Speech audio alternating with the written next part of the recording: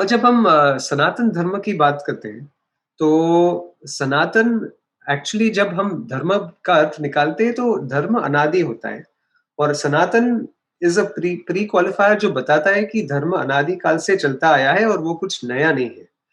तो जब हम धर्म सनातनी होता है, तो हम वो सनातन शब्द से वो भ्रांति निकालते हैं कि धर्म शाश्वत नहीं। और इस इसके कारण जब हम सनातन धर्म की बात करते हैं, सनातन धर्म कहे या धर्म कहे वो एक ही चीज़ होती है, क्योंकि धर्म सनातन ही होता है।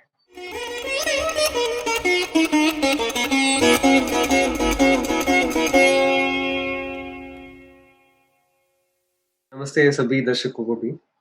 तो मैं ये टॉक प्रारंभ करूँगा उसके पहले क्षमा चाहता हूँ कि मेरी हिंदी इतनी भी शुद्ध नहीं, परंतु जितना हो सके मैं प्रयास करूँगा कि मैं अपने आइडियाज़ व्यक्त कर सकूँ।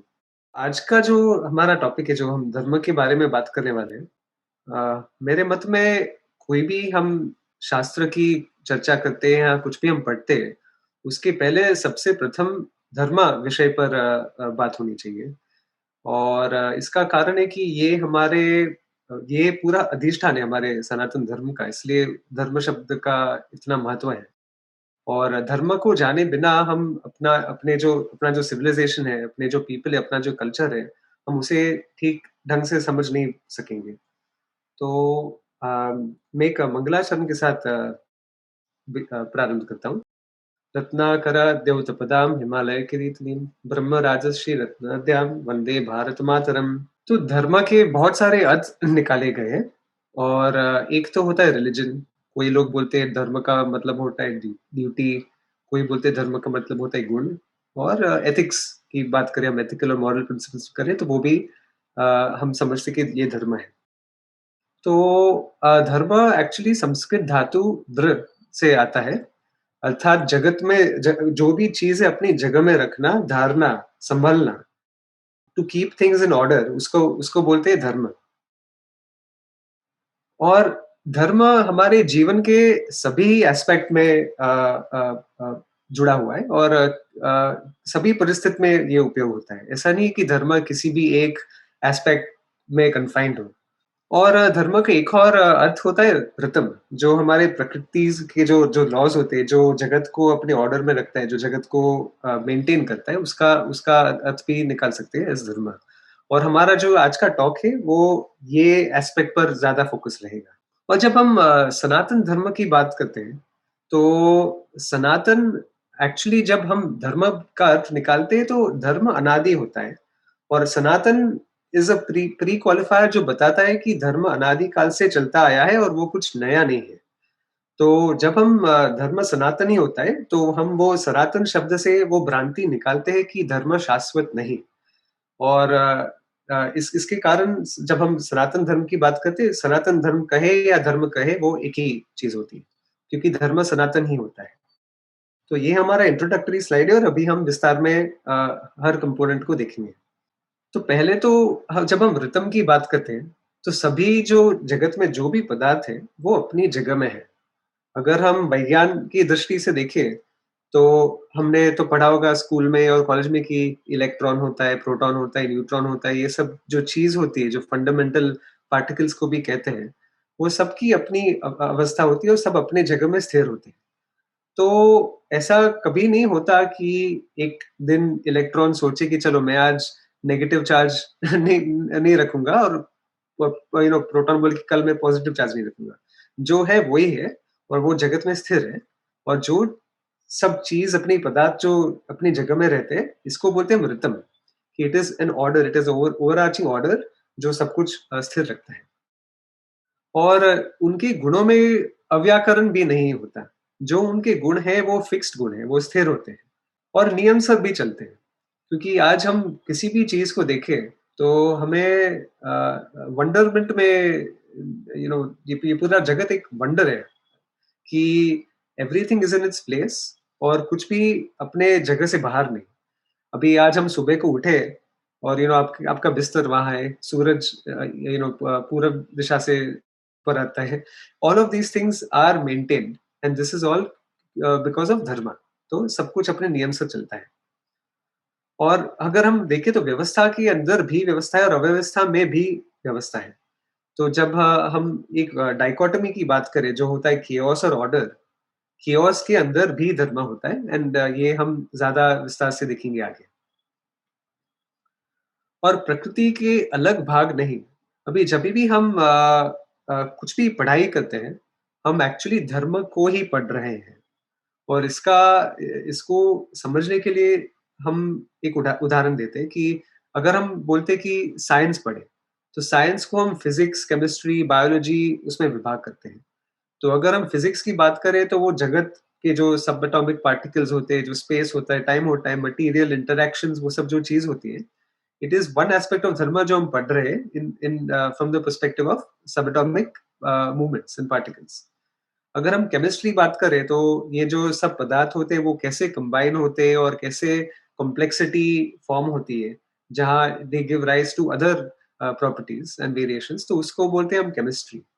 अगर हम जीव-जंतु की विषय में अगर ये सेम चीज़ देखें, तो उसको बोलते हैं बायोलॉजी। लेकिन जो भी चीज़ ऑर्डर में रहती है और जो भी व्यवस्था है हमारे प्रकृति में, हमारे जगत में, वो सब धर्म के कारण ही है। और हम ये प्रकृति की अलग भाग करते हैं हमारे कन्वीनियंस के लिए। हम लेबल्स लगाते हैं क्योंकि ये सब सुविधा के कारण ही होती है। अगर हम किसी को इंजीनियरिंग पढ़ना हो, तो वो देखेगा कि जगत में ये सो जब ये जो चीज़ है, जिसका हम उपयोग कर सकते हैं, उसका इस्तेमाल कैसे करें, टेक्नोलॉजिकल रेवोल्यूशन कैसे चलाएँ, वो सब के लिए कुछ नॉलेज चाहिए। और ये सब नॉलेज जो भी हम ज्ञान इकट्ठा कर रहे हैं, जो भी हम समझ रहे हैं जगत के बारे में, हम एक्चुअली अस्तित्व में धर्म को ही समझ रहे हैं। अभी जब हम ईश्वर की बात करें, तो ईश्वर होते हैं जगत कारण और ईश्वर दोनों निमित्त कारण होते हैं और उपादान कारण होते हैं। तो अगर हम एब्राहमिक रिलिजन्स देखें, क्रिश्चियनिटी बोलो, जुडाइज़्म या इस्लाम, तो वहाँ उनका कोई कॉन्सेप्ट होता है गॉड का, कि ये गॉड होते हैं, भगवान होते हैं उनके, जो जगत को बनाते हैं, परंतु मटीरियल जो कंटेंट होता है, जो वस्तु होता है, जो जगत का जो जो मटीरियल कॉज़ होता है, उसके बारे में वो चर्चा नहीं करते। वो बोलते हैं कि वो मटीरियल भी भगवान बनाते हैं और फिर जगत में अनेक-अनेक भिन्न जीव-जंतु आदि भी बनाते हैं। तो हमारा जो हम वैदिक दृष्टि से देखते हैं तो ये गलत है, क्योंकि ईश्वर दोनों निमित्त कारण व्हिच इज़ जो इंस्ट्रूमेंटल कॉज़ बोलते हैं और उपादान कारण भी है। तो उसका अगर उदाहरण देखें तो अगर हम जब रोटी बनाते हैं तो चूल्हा अग्नि ये सब का इस्तेमाल करते हैं। लेकिन अग्नि होता है निमित्त कारण क्योंकि अग्नि रोटी में नहीं जाती। अग्नि रोटी को पकाने के लिए काम आता है। लेकिन रोटी का उपादान कारण होता है गेहूँ। तो ईश्वर दोनों निमित्त कारण जो जगत जगत की जो रचना करते हैं, जो इंटेलेक्चुअल, इंटेलिजेंट, एफिशिएंट कॉज़ बोलते हैं उसको और जगत का जो मटीरियल है वो भी ईश्वर है। इसलिए हम बोलते हैं कि कण-कण में भगवान है क्योंकि ऐसी कोई स्थिति नहीं या कोई वस्तु नहीं जहाँ भगवान नहीं चाहते हमारे जीवन में। और एक और चीज़ है कि ये सब हम जब कैटेगरी की बात करते हैं, कैटेगरीज़ जो वर्ग होते हैं वो स्थिर नहीं होते हैं, वो मैलिएबल है। तो जगत में अगर आप देखिए तो 3 प्रकार के भेद होते हैं, विजातीय, सजातीय और स्वगत भेद। कोई भी पदार्थ देखें, कोई भी कैटेगरी आप देखें, तो ये 3 भेद में आप बँटवारा कर सकते हैं। जैसे समझिए कि हम स्पीशीज़ की बात करते हैं, तो हमारे स्पीशीज़ हुए यू हैव ह्यूमन्स, आपके पास एप्स है, you have mammals, all of these categories हैं। तो वो कैटेगरी हुआ विजातीय मतलब जो स्पीशीज़ में जो डिफरेंसेस जो भेद होते हैं, उसको बोलते हैं विजातीय भेद। स्पीशीज़ के अंदर भी भेद होते हैं। अगर हम कैटेगरी देखें मैमल्स का, तो मैमल्स में बिल्ली होते हैं, कुत्ते होते हैं, मनुष्य होते हैं, अलग-अलग मैमल्स भी होते हैं। और अगर हम मैमल का एक सबसेट देखें, अगर हम मनुष्य की बात करें, तो वो हुआ स्वगता। तो मनुष्य के अंदर भी भेद होता है। आपका आपके कान होते हैं, आपका एक नाक होता है, आपके आँख होते हैं, तो मनुष्य में भी भेद होता है। और अगर हम उसका एक कंपोनेंट लेके लेंगे, अगर हम ऑर्गन्स की बात करें, तो उसमें भी विजातीय भेद हुआ बिकॉज़ आपके पास डिफरेंट ऑर्गन सिस्टम्स हैं। ऑर्गन सिस्टम्स के अंदर डिफरेंट ऑर्गेनेल्स हैं, तो वो वापस सजातीय भेद हुआ।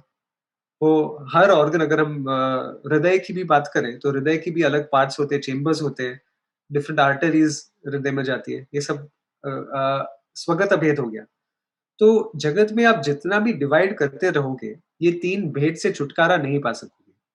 और ये कैटेगरीज़ जो हम बनाते हैं, वो भी स्थिर नहीं, क्योंकि जो पहले विजातीय भेद था, वो फिर से स्वगत भेद हो जाता है। जैसे माने कि एक एक वृक्ष है और एक वृक्ष दूसरे वृक्ष से अलग है, परंतु वृक्ष के भी अलग-अलग पार्ट्स होते हैं और वो पार्ट के भी अलग-अलग सब कंपोनेंट्स होते हैं। वो सब कंपोनेंट्स के भी सब कंपोनेंट्स होते हैं और वो एंडलेसली चलता जाता है। तो जब हम विज्ञान की बात करें, साइंटिस्ट अपने एरोगेंस में कहते हैं कि उन्होंने फंडामेंटल पार्टिकल ढूँढ डाला। They call it either they'll call it a lepton or a boson or they'll call it the God particle, जो भी है, बोलते हैं कि हम फंडामेंटल पार्टिकल हमने ढूँढ डाला और इससे छोटा कुछ नहीं। लेकिन उसके 300 साल पहले जब उन्होंने एक सेल देखा माइक्रोस्कोप के नीचे, तो उन्होंने उनको लगा कि वो फंडामेंटल पार्टिकल है और सेल से छोटा कुछ नहीं होता और सब कुछ सेल्स से ही बना हुआ है। तो हम जितना भी हमारा हम अगर हम साइंस की भी बात करें, तो जो वैज्ञानिक है, उनके हित में है कि वो थोड़ा ध्यान दें हमारे शास्त्र क्या कह रहा है, क्योंकि वो अपने परस्यूट और अपने रिसर्च में it will give a guiding light, it will give direction कि चलो ये डायरेक्शन में शायद देखना चाहिए। और शायद they will be less tempted to say कि हमने कुछ फंडामेंटल ढूँढ डाला, क्योंकि जगत में ऐसा कुछ भी नहीं जो एब्सोल्यूटली फंडामेंटल है। क्योंकि सब कुछ हम आगे देखेंगे कि सब कुछ मिथ्या है और हम मिथ्या की बात भी करेंगे विस्तार में थोड़ा। तो ये हुए 3 भेद, विजातीय, सजातीय और स्वगत, मतलब बिटवीन स्पीशीज़ के अंदर और between the very individual and the internal inherent differences within the individuals को बोलते हैं स्वगत भेद। हाँ, और कोई भी पदार्थ स्वतंत्र नहीं, उसका बँटवारा किया जाता है। जैसे ये जो ग्रीक वर्ड हम कहते हैं एटम, एटम का एक्चुअली ट्रांसलेशन होता है इनडिविजिबल। परंतु अभी एटम का भी डिवीजन हो गया। हम बोलते हैं कि it's made of subatomic particles और सबएटॉमिक पार्टिकल्स का भी डिवीजन हुआ, क्योंकि हम बोलते हैं प्रोटॉन भी अकेला एग्जिस्ट नहीं होता, स्वतंत्र नहीं, क्योंकि it's made out of 3 different types of quarks. और फिर आए 1970s में स्ट्रिंग थियरिस्ट, वो बोले कि everything is made of vibrating strings. तो इसका कोई अंत नहीं, ये जितना हम ढूंढेंगे उतना हमको ज्यादा मिलेगा और मिलते ही रहेगा, क्योंकि मिथ्या जगत माया की सृष्टि ही ऐसी है कि there is no finitude to it. और मिथ्या का अर्थ क्या होता है? मिथ्या का अर्थ बहुत अलग-अलग लोग निकालते हैं। कभी कोई बोलते हैं फॉल्स है, कभी बोलते हैं कि कुछ गलत है। परंतु मिथ्या का अर्थ एक्चुअली होता है डिपेंडेंट रियलिटी। जो चीज़ किसी और चीज़ पर डिपेंडेंट हो, जो अपने आप अधिष्ठान ना हो, उसको बोलते हैं मिथ्या। जैसे मेरे गुरुजी एक उदाहरण देते हैं कि चलो ये मैंने जो शर्ट पहना है, एक पर्सपेक्टिव से हम बोलते हैं कि ये शर्ट है। परंतु अगर हम शॉपिंग करने जाएँ, तो कल शॉपकीपर को बोले कि भाई मेरे को वो ब्लू शर्ट दो, ब्लू शर्ट मेरे को पसंद है, कितना है? तो शॉपकीपर के दृष्टि से ये शर्ट है। अगर आप हैंडलूम फैक्ट्री में हो, तो आपके दृष्टि से ये यार्न है। फिर जो कॉटन फाइबर्स पिक करने जाता है, उसकी दृष्टि से ये कॉटन प्लांट था एट सम पॉइंट। अगर केमिस्ट के दृष्टि से देखोगे तो it's made of carbon, oxygen, all of these different conglomerates. तो जो भी आप दृष्टि से देखोगे, आपकी आपका परसेप्शन बदलेगा, क्योंकि एक बार मैं एक गुरुकुलम गया था और एक आचार्य थे वहाँ। तो मैं उनको बहुत ठीक से जानता नहीं था, लेकिन उन्होंने मुझे बोला कि चलो मेरे साथ वॉक वॉक के लिए जाओ। तो हम गए, बहुत ब्यूटीफुल एक फील्ड था। तो वहाँ फील्ड के अंदर एक गज़ीबो था। तो हम गज़ीबो में रुके और उसने उन्होंने सिर्फ़ मेरे को पूछा कि बताओ तुमको क्या दिख रहा है? तो मैंने बोला कि हाँ, मुझे थोड़ी ग्रीनरी, थोड़ी हरियाली दिख रही है, स्काई दिख रहा है, बादल दिख रहे हैं, ये सब चीज़ दिख रहे हैं। तो उन्होंने मेरे फ्रेंड को पूछा फिर कि तुमको क्या दिख रहा है? तो उसने कुछ अलग बताया। फिर मेरी पत्नी को पूछा कि क्या दिख रहा है? उसने कुछ अलग बताया। तो फिर स्वामी जी ने फिर बोला कि देखो, तुम किसी को भी ये प्रश्न पूछोगे, वो अपनी दृष्टि जो है, वो ही देखेगा। अपनी दृष्टि जहाँ प्रति अपना बैकग्राउंड जो है। अगर से आप एक फार्मर हो, आप खेती करते हो, तो आप देखोगे कि चलो यहाँ क्या उगता है? ज़मीन कैसी है? क्या उगना चाहिए? वातावरण कैसा है? क्लाइमेट कैसा है? ये सब आप देखोगे। अगर आप जियोलॉजिस्ट हो तो आप देखोगे कि पत्थर कैसे हैं यहाँ के, सॉइल की डेंसिटी कैसी है। अगर आप स्टैटिस्टिशियन होगे तो आप देखोगे कि 30% of my frame is filled by the sky, 20% is filled by the trees, 10% is filled by the rocks, so on and so forth. So then आप वो परसेंटेज में बँटवारा करोगे। सो आपकी जो भी दृष्टि है आप वही देखोगे और मिथ्या जो चीज़ है, वो हमारे दृष्टि पे आधार है। सो अभी कोई भी वस्तु का अस्तित्व क्या है? वस्तु का अस्तित्व अपने आप में नहीं होता क्योंकि जैसे हमने देखा कि जो भी चीज़ है जगत में वो सब मिथ्या है, तो मिथ्या मतलब कुछ सत्य पे डिपेंडेंसी होती है उसकी।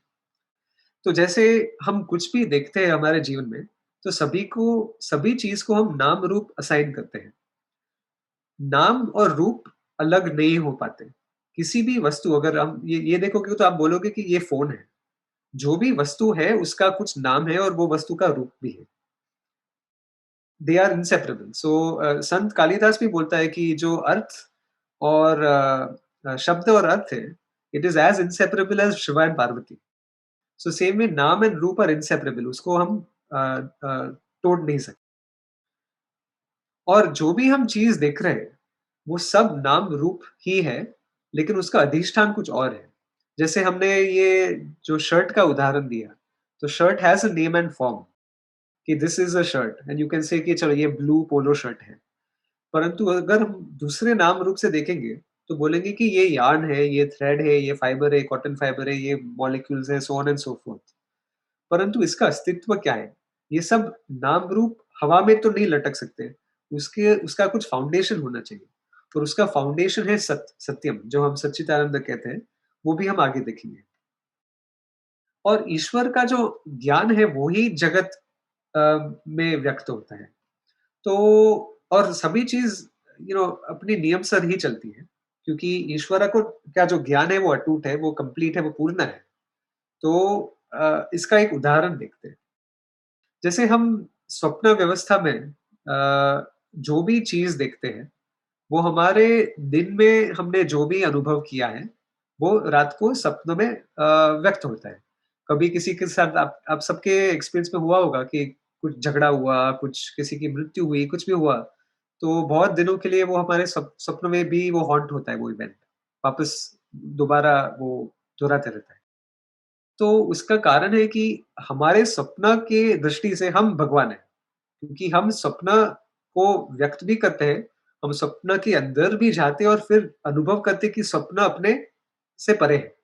क्योंकि आप सपने में किसी के साथ आप बातचीत भी कर सकते हैं, आप किसी के साथ एन्जॉयमेंट भी डिराइव कर सकते हैं, आप सनसेट देख सकते हैं, लेकिन ये सब आपकी ही सृष्टि है सपना की। तो वैसे ही ये जो पूरा जगत है, जैसे ही एक स्वप्न व्यवस्था आपके ज्ञान का जो जो आपका ज्ञान व्यक्त होता है, वो स्वप्न व्यवस्था में व्यक्त होता है। वैसे ये जो पूरा सृष्टि है, जो पूरा जगत है, वो ईश्वर का ज्ञान ही है जो व्यक्त हुआ है।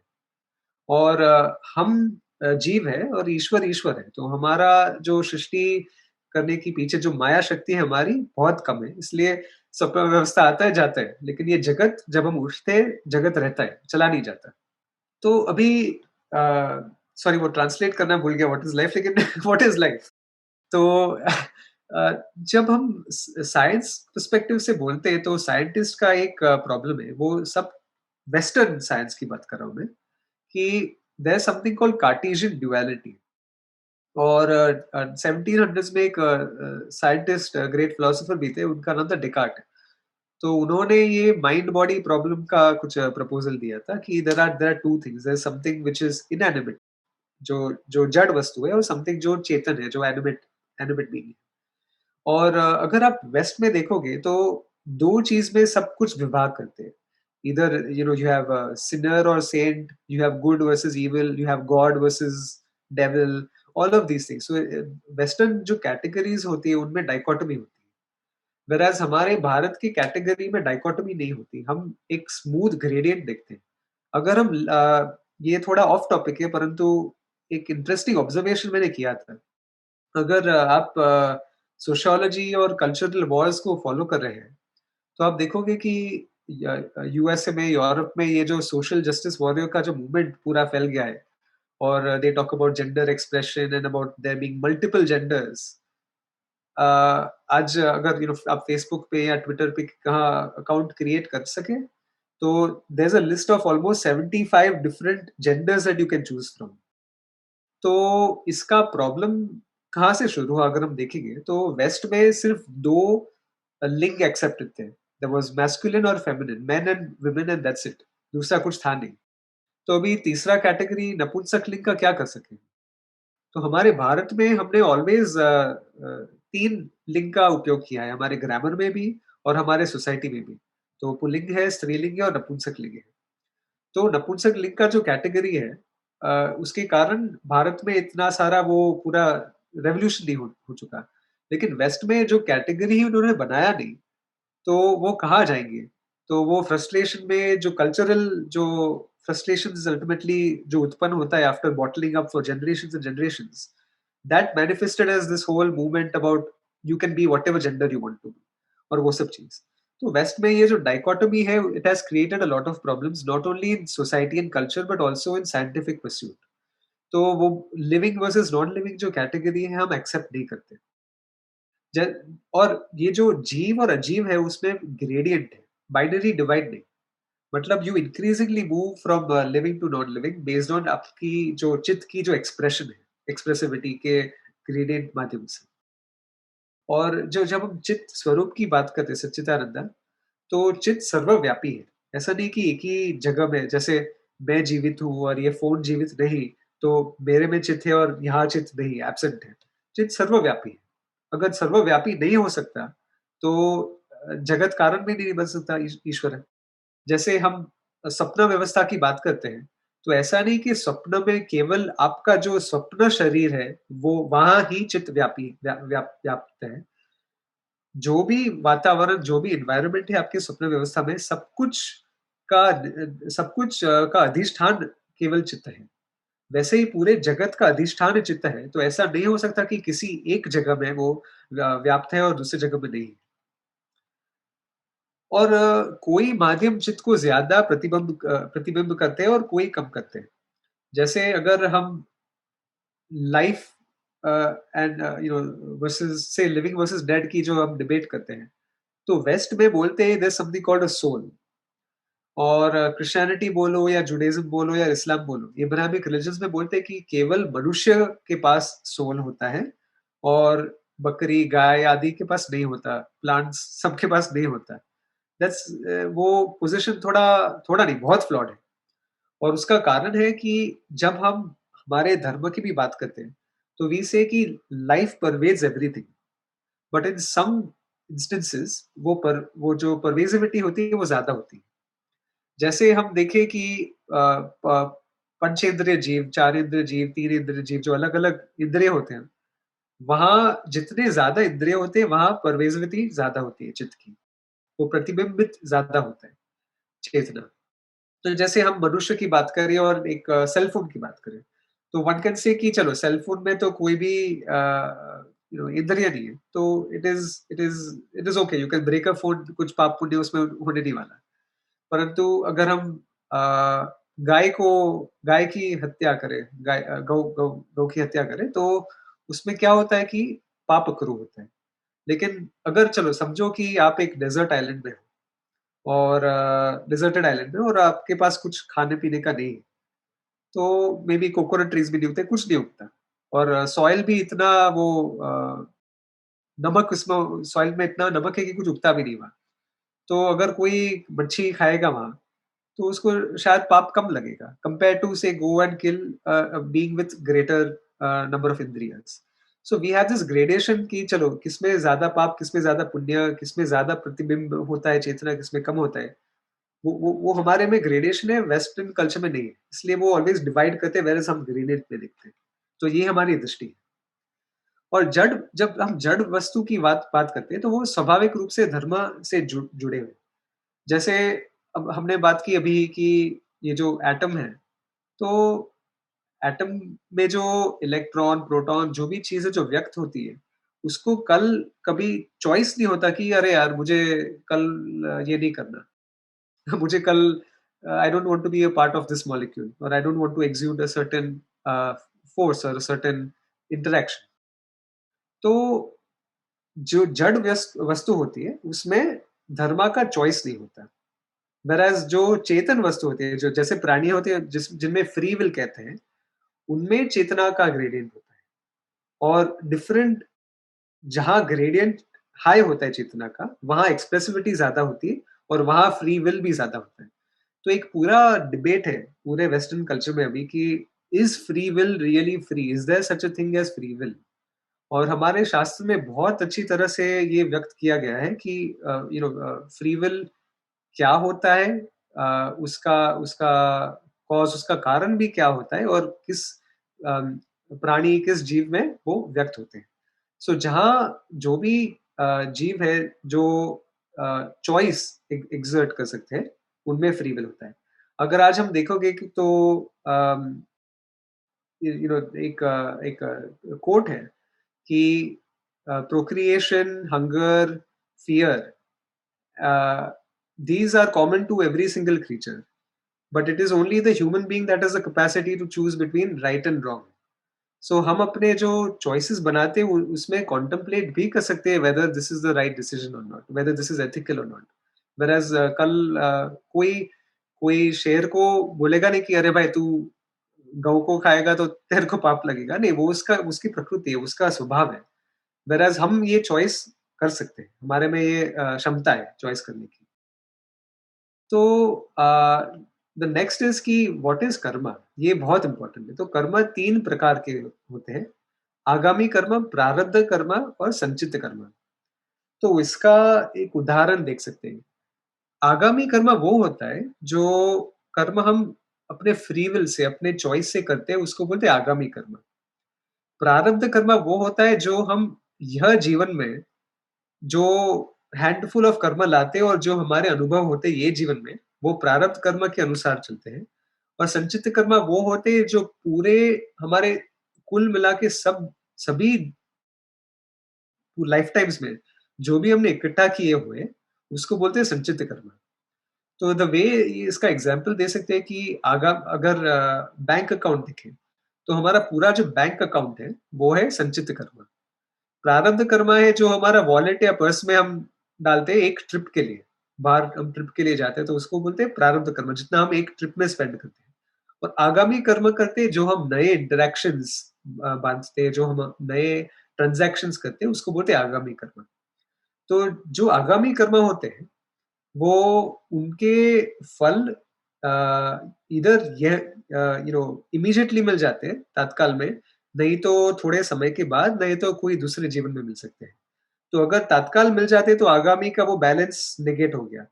अगर दूसरे जीवन में मिलते हैं तो वो संचित अकाउंट में डिपॉज़िट हो जाता है और फिर से वापस प्रारब्ध से विथड्रॉ होता है। तो संचित कर्म में आगामी डिपॉज़िट करता है और प्रारब्ध से विथड्रॉ करता है। और कर्म की दृष्टि से अगर हम धर्म क्रिया वो अ, को ऐसे ऐसे समझ पाते हैं कि धर्म और कर्म में क्या रिलेशनशिप है, क्या उनमें कैसे जुड़ा हुआ है। तो जैसे हमने बताया कि कोई भी प्राणी हो, वो बाय डिफ़ॉल्ट धर्म पर ही चलता है। जैसे शेर हो या बकरी हो, गाय हो, आदि हो, वो अपना धर्म करता है क्योंकि उसको वो चॉइस का बर्डन नहीं है। द बर्डन ऑफ चॉइस केवल मनुष्य पर पड़ता है।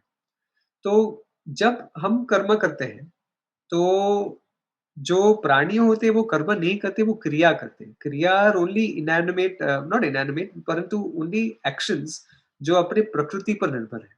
परंतु हम हमारे जो जो कर्म है वो प्रकृति पर केवल निर्भर नहीं होते, वो चॉइस पर भी निर्भर होते हैं। हम उसको एनालाइज कर सकते हैं, हम उसके कॉन्सिक्वेंसेस देख सकते हैं। तो जो कर्म धार्मिक है, वो कर्म ऋतम को प्रिजर्व करते हैं। ऋतम is the order that holds the जगत टुगेदर। सो जैसे समझे कि अच्छा, so I come back to that point again.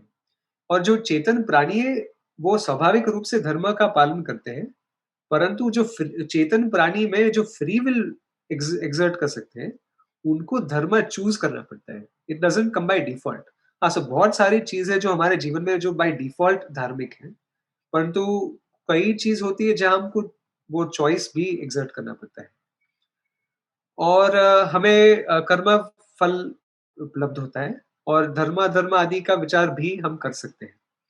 जैसे समझिए कि अ, ये जो पूरा जो जो जो हमारी सृष्टि है, जो हमारा एनवायरनमेंट है, वहाँ एक ऑर्डर है। मेरे गुरुजी कहते हैं कि there is no such thing as a weed. A weed is only something जिसको हमने ठीक से आइडेंटिफ़ाई नहीं किया और उसका यूज़ ठीक से उसका उपयोग नहीं किया। जैसे अगर हम अ, ग्रास लॉन की बात करते हैं, तो ग्रास लॉन में अगर एक रोज़ उगा, तो उसको बोलते हैं वीड। और अगर रोज़ पॉट में अगर ग्रास का शूट्स उगे, तो उसको भी बोलते हैं वीड। सो वीड होता है कॉन्टेक्स्चुअल।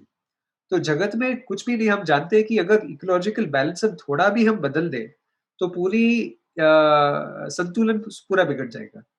जैसे जब हम स्कूल में थे तो एक प्रश्न आया था कि अगर हम सब मच्छर को मार डालें तो क्या होगा? अगर सब मच्छर मार डालोगे तो फ्रॉग्स मेंढक मर जाएँगे। मेंढक मर जाएँगे तो वो स्नेक्स भी मरने लगेंगे। अगर स्नेक्स साँप मरने लगेंगे तो फिर वो चूहे का पॉपुलेशन बढ़ जाएगा। चूहे का पॉपुलेशन बढ़ जाएगा तो वो गेहूँ आदि सब खा जाएँगे। तो पूरा ऐसा कुछ भी नहीं है जगत में जो अपने बैलेंस में नहीं। और हम जितना भी हम बैलेंस को प्रिज़र्व करें, तो वो धार्मिक कर्म हुए और वो धार्मिक कर्म पुण्य कर्म को उत्पन्न करेगा। सो that is a relationship between धर्म एंड कर्म। और ओके तो हाँ, दूसरा है कि जो भी हम कर्म करते हैं, जो प्रकृति के संभाल संभाल रखते हैं और उसके विरोध जाते हैं, तो उसको रिस्पेक्टिवली पुण्य और पाप कहते हैं। जो कर्म प्रकृति को संभाल रखता है, जो उसको प्रिज़र्व रखता है, उसको पुण्यकारी कर्म बोलते हैं और जो प्रकृति के विरोध जाता है, उसको पाप कर्म बोलते हैं। और ये जो वेस्टर्न ट्रेडिशंस में कैसा होता है कि you you believe in God as your one and final saviour and you believe in Jesus as a saviour और you believe in Muhammad as a last and final prophet and all of these things. तो वो बिलीफ पर निर्भर है, it is almost as if this there भगवान quote unquote because it's not the same as our but their notion their conception of God वो पक्ष लेता है। उनका उनका जो देवता होता है। व्हेreas ईश्वर पक्ष नहीं लेते। ईश्वर केवल कर्मदाता है। मतलब अगर हम कल बैंक में जाएँ और हम हमारा कैश विथड्रॉ करें, तो ऐसा नहीं कि जो बैंक में वो जो टेलर है, वो अपने खीसे से पैसे निकाल के आपको दे रहा है, वो आपके पैसे ही आपको दे रहा है, जो आपने पहले डिपॉज़िट किए। वैसे ही जो ही हमने कर्म किए, वो ही उसका हमको डिपॉज़िट मिलता है वापस एज़ कर्मफल। Not deposit but the withdrawal मिलता है एज़ कर्मफल। सो ईश्वर निरपक्ष होते हैं। ईश्वर का कोई मत नहीं होता कि मेरे को इसको सँभालना है और उसको दुःख देना है, ऐसा नहीं होता। फिर अगर हम धर्म और सोसाइटी की बात करें तो वी हैव सामान्य धर्म, विशेष धर्म और स्वधर्म।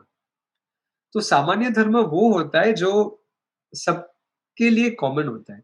जैसे किसी से चोरी नहीं करना, किसी को जानबूझ के दुःख नहीं देना, किसी की मृत्यु नहीं करनी, ये सब सामान्य धर्म है, बेसिक कॉमन सेंस है। जो व्यक्ति के पास सामान्य धर्म नहीं होता वो उसको वो सोसाइटी में he doesn't belong, he belongs in a mental institution और प्रिज़न। इसलिए हम हमने ये इंस्टीट्यूशंस बनाए कि चलो इसको ये सोसाइटी में फिट नहीं रहने के लिए क्योंकि वो बहुत सारा इम्बैलेंस क्रिएट करता है। विशेष धर्म वो धर्म होते हैं जो इंडिविजुअल को स्पेसिफिक जो धर्म होते हैं उसको बोलते हैं विशेष धर्म। जैसे पुरुष धर्म वुड बी डिफरेंट फ्रॉम स्त्री धर्म। I would shave a few times a week. I don't think women would do that. तो our roles and responsibilities भी differ होते हैं। और अगर मेरा प्रोफेशन डेटा एनालिटिक्स या बिजनेस एनालिटिक्स की जो भी हो, तो मैं कल चार्टर्ड अकाउंटेंट के ऑफिस में जाके बैलेंस शीट चेंज नहीं करूँगा क्योंकि वो उसका धर्म है, वो अपना काम कर रहा है, मैं अपना काम कर रहा हूँ। और सब अपने-अपने जगह में है, इसको बोलते हैं विशेष धर्म, जो स्पेसिफिक हो इंडिविजुअल के साथ। और स्वधर्म अगर हम वेन डायग्राम की दृष्टि से देखें, तो स्वधर्म is the combination of both सामान्य और विशेष धर्म। बहुत लोग अनफॉर्चुनेटली समझते हैं कि स्वधर्म का मतलब कि जो मेरी इच्छा है, वो मेरा स्वधर्म है। It is not about the इच्छा सो मच, इच्छा कंपोनेंट भी है, परंतु द ओवरलैप ऑफ सामान्य धर्म और विशेष धर्म पुट टुगेदर मेरा स्वधर्म बनता है। हाँ, तो अभी जब हम पुण्य और पाप की करते हैं, तो जो जो समाज धर्म का पालन करते हैं, उनका विकास होता है। सो हमने देखा होगा कि चलो बहुत सारे लोग बोलते हैं कि अरे ये तो देख कितना खराब आदमी है, इसने इतने बुरे काम किए फिर भी मस्त बैठा हुआ है, उसको उसको भोग मिल रहा है, उसको पैसे मिल रहे हैं, उसको शौर्य मिल रहा है, ये सब मिल रहा है, fame, fortune, all of it.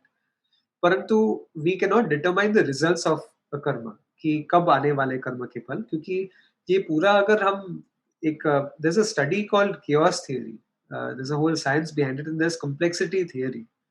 और अगर हम समझे कि चलो आज कुछ बैलेंस शीट कोई कोई इनकम स्टेटमेंट हो या कैश फ्लो रिपोर्ट हो, उसको अगर हम बैलेंस भी करें, पूरे अकाउंटेंट की ज़रूरत पड़ती है, बड़े-बड़े कॉर्पोरेशंस के लिए। लेकिन समझो कि इतने सारे जीव-जंतु हैं पूरे इस केवल पृथ्वी लोक में नहीं परंतु पूरे जगत में, और कितने सारे सृष्टि हुए हुए। एक इमेजरी है विष्णु पुराण में कि ये बबल्स निकलते जाते हैं विष्णु भगवान से, और every single bubble is a different universe, और ये कांस्टेंट प्रोसेस है, कॉन्स्टेंटली। तो इतने सारे असंख्या जो जीव जंतु हैं, उन सबके अगर हम कर्म कुल मिलाए, और सबके कर्म अकेले नहीं होते, क्योंकि अगर मुझे कुछ हो जाए तो मेरे फैमिली पर असर पड़ता है, मेरे फैमिली पर असर पड़ता है, सोसाइटी में असर पड़ता है, सब जगह असर पड़ता है। तो किसी भी, चलो समझो कि कल प्राइम मिनिस्टर जी को कुछ हो गया, वो हॉस्पिटल चले गए, तो पूरा देश को नुकसान हो सकेगा। तो दैट मीन्स कि किसी का एक कर्म इंडिविजुअल भी नहीं होता, वो सबको अफेक्ट करता है, लाइक अ स्पाइडर वेब। तो सभी के कर्म को ये बैलेंस में रखना ईज़ी नहीं। एक सुपर कंप्यूटर चाहिए उसके लिए, वो भी नहीं कर सके, वो भी गिव अप कर लेगा। परंतु ये ईश्वर का काम है, कर्म फलदाता बनना। तो जब हमारे कर्म फल कब आते हैं, वो ईश्वर पर निर्भर होता है, और it is taking into consideration all of these factors जिस पर हमने चर्चा की, कि how will it affect everybody else and how do you balance it and how do you keep things in motion. तो जो भी हम कर्म करते हैं, it it the results are guaranteed, परंतु हम उसका उस पर टाइम नहीं लगा सकते। अभी हम स्टॉक मार्केट भी डिटरमाइन नहीं कर सकते, और कर्म के रिजल्ट्स कैसे कर सकते? So that is one very important thing. और अगर धर्म का पालन नहीं हो तो प्रकृति में बिगाड़ आता है, एंड सिविलाइजेशंस लॉन्ग टर्म के लिए प्रॉस्पर नहीं होंगे, शॉर्ट टर्म के लिए शायद हो सकते हैं। आज हम अगर देखें द वायलेंस इन चाइना की, the violence in other parts of the world, जो अमेरिका भी जहाँ मैं रहता हूँ, ये हम नेचुरल रिसोर्स को इतना एक्सप्लॉइट करते हैं। तो जो भी भोग हमें मिल रहा है वो टेम्पररी है, परंतु कहीं न कहीं down the line there will be a collective retribution, और उसका उसका ऋण तो चुकाना ही पड़ेगा कहीं न कहीं। तो therefore it is pertinent and it is imperative upon a civilisation कि वो धार्मिक पथ पर चले, और उसी से लॉन्ग टर्म में विकास हो सके। और ये इकोलॉजी में भी दिखता है और सोसाइटी में भी, एज़ वी सी कि अगर हम इकोलॉजी में कुछ भी बिगाड़ करें तो it leads to many negative repercussions, हमने अभी तक देखे नहीं। अभी समझे कि 120-130 वर्ष पहले जब कंबस्शन इंजन उपयोग हुआ गाड़ी के लिए, तभी किसी ने सोचा नहीं होगा कि भाई संभाल के थोड़ा, क्योंकि after 100 years this could lead to tremendous global warming, and it could lead to environmental consequences. The tides will rise and the sea level will rise and coastal cities will be wiped out. ये सब किसी ने विचारा नहीं। अगर हम ये artificial intelligence की भी बात करें तो सबने देखे होंगे ये मूवीज टर्मिनेटर और सब, जब छोटे होंगे तो there are consequences to every action. और जो सोसाइटी कॉन्सिक्वेंसेस को ध्यान में नहीं रखता और केवल समझता है कि टेक्नोलॉजिकल एवोल्यूशन से विकास होगा, वो सोसाइटी का डाउनफॉल आएगा ही। और एक और चीज है कि अधार्मिक कर्म जगत का असंतुलन करता है, और जब तक धर्म से हम जुड़े रहें तब तक सृष्टि संतुलन में रहेगा। तो उसका मतलब है कि ये जो पाप और पुण्य, I want to present a different perspective, कि यूजुअली हम बच्चों को क्या बोलते हैं कि तू अच्छा कर्म कर तो तुमको पुण्य मिलेगा, तुम बुरा कर्म करोगे तो तुमको पाप मिलेगा। ये बच्चों के लिए ठीक है, लेकिन हमारे लिए नहीं। क्योंकि पुण्य कर्म वो होते हैं जो जगत को संतुलन में रखते हैं। और इट इज़ नॉट कि पुण्य किया तो किसी ने तुमको नहीं, मतलब पुण्य कर्म किया तो किसी ने तुमको टॉफ़ी दी, पुण्य फल देकर। It is more like the reward is inbuilt into the action. जैसे अगर हम ताली भी बजाएँ, तो both the cause and the effect are simultaneous. वैसे ही कर्म और कर्म फल एक्चुअली इंसेपरेबल होते हैं, परंतु what is separating karma from karma phal is the passage of time. ये जो समय का जो पैसेज होता है, that seemingly separates karma from karma phala. परंतु they are actually connected. The moment कर्म किया, कर्म फल तो बन ही गया। वो तो निश्चित ही है और उससे कोई एस्केप नहीं। तो और धर्म वो कर्म होते हैं, जो पुण्यकारी कर्म होते हैं, जो जगत को संतुलन में रखते हैं। अगर कल समझो कि हमने बहुत सारे एग्जांपल्स भी देखे, कोई एक महान स्त्री थी भारत में, जिन्होंने 10,000 पौधे प्लांट किए along side the road. South India में ऐसा कुछ था। तो शी मस्ट हैव सीन कि देखो इकोलॉजी में कुछ बिगाड़ है, तो जगत को थोड़ा संतुलन में रखने के लिए ये पौधे प्लांट करूँगी, तो फ्यूचर में अच्छा होगा सबके लिए, मनुष्य के लिए। तो दीज़ आर ऑल पुण्यकारी कर्मस कि मनुष्य केवल एक जीव है जो जगत को बिगाड़ सकता है। आज समझे कि ये जो 3.5 बिलियन इयर्स से जो लाइफ इवॉल्व हुआ हमारे पृथ्वी पर, जब तक मनुष्य ने टेक्नोलॉजिकल रेवोल्यूशन चालू नहीं किया, कभी भी किसी भी प्राणी को चिंता नहीं हुई कि हम पूरे पृथ्वी को बिगाड़ने वाले हैं। डायनासोर्स आए और गए, होमो ये जो जो एप्स थे, निएंडरथल्स थे, वो बैलेंस में रहे। हाँ, उनका ट्राइबल कॉम्पिटिशन ये सब इंटरस्पेशियल जो कॉम्पिटिशन होगा, वो सब हुआ, परंतु पृथ्वी वाज़ प्रिजर्व्ड।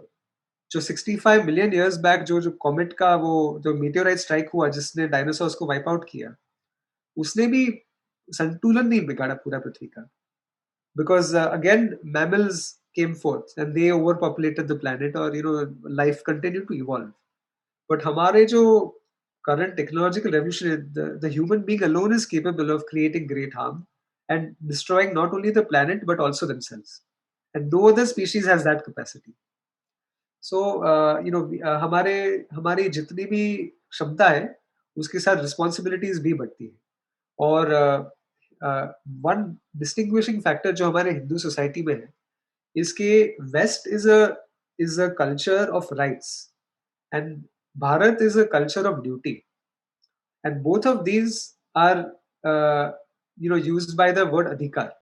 अगर हम बोले अधिकार, तो what is your qualification, what is your duty, like what are you qualified for. पर अधिकार का मतलब ऑल्सो होता है कि व्हाट आर योर राइट्स। तो अगर हम राइट्स की दृष्टि से कुछ भी सिचुएशन अप्रोच करें, तो झगड़ा ही होगा। अगर मैं कल हस्बैंड बन के बोलूँ कि oh I have a right for my wife to do these things for me, and my wife says that, then I'm asking something, I'm demanding something, and she's demanding something, and we become a relationship of demands. We are meeting each other's demands. परंतु अगर हम धार्मिक दृष्टि से देखें कि we have a duty, a responsibility, then it is not a pull relationship, it's a push relationship where I'm pushing forward my contributions to other people and they push it back to me. And that way there is no conflict, there is no struggle. So all of these things, जो हम धर्म की बात कर रहे हैं, तो धर्म is a very unique, not just, I won't call it a concept, it is a reality. ये एक अस्तित्व है, ये बहुत अ, महत्वपूर्ण है। और धर्म केवल हमारे भारत संस्कृति में सबसे अच्छी तरह से उसका एक्सप्लेनेशन, उसका उसको विस्तार में हमने एक्सप्लोर किया है। And with that I will also say कि हमारे सामर्थ्य में है कि हम डिसऑर्डर को भी ऑर्डर में बना सकें, और इसी से ही पुण्य प्राप्ति होती है। और वन फाइनल टॉपिक जो जिस पर नहीं, दो टॉपिक बाकी हैं। एक है कि अगर हम बोले कि हमको इक्वालिटी चाहिए पूरे जगत में, तो ये भी सोशली नामुमकिन है। क्योंकि अगर हम कुछ भी देखें लाइफ में, तो इट इज़ इम्बैलेंस। ये जो असंतुलन है, वो ही प्रकृति को आगे बढ़ाता है। जैसे हम प्रकृति की निर्माण की बात करें, तो सत्व, रजस और तमस जब वो उनका संतुलन जब बिगड़ गया, उसके बाद ही पृथ्वी और नहीं, पृथ्वी मतलब पूरा जगत, पूरी सृष्टि का निर्माण हुआ। जब पूरी सृष्टि संतुलन में हो, तो there is no life possible, क्योंकि life is possible only through imbalance. तो यहाँ एक शंका हो सकती है कि अभी तक तो हम बोले कि धर्म ऑर्डर है, लेकिन अब मैं बोल रहा हूँ कि अगर everything is in perfect order, तो जीवन मुमकिन ही नहीं, जीवन पॉसिबल ही नहीं, लाइफ इज नॉट पॉसिबल। लेकिन ये कॉन्ट्रडिक्शन नहीं है, क्योंकि हमने पहले देखा कि even within disorder there is seeming order. इसके पीछे भी एक रिदम है, इसके पीछे भी लॉज़, इसके पीछे भी ऑर्डर है। तो समझिए कि हम एनर्जी ट्रांसफर की बात करें, तो हीट इंजन हो या पोटेंशियल ग्रेडिएंट हो, आज हमको हाइड्रो पावर चाहिए, तो वाटरफॉल चाहिए उसके लिए। तो water is falling from a height, there has to be a difference in height for energy to be produced. अगर हम इलेक्ट्रिक पोटेंशियल की बात करें, तो हाई वोल्टेज से लो वोल्टेज जाता है। अगर हम स्टीम एनर्जी, हीट एनर्जी की बात करें, तो हाई टेम्परेचर से low temperature, that difference is necessary. अगर पूरा जगत इक्विलिब्रियम में आ गया, तो life and the whole universe comes to an end. So therefore, there will always be certain differences that we have to entertain and respect हमारे life में, हमारे जीवन में, हमारे सोसाइटी में, हमारे कल्चर में।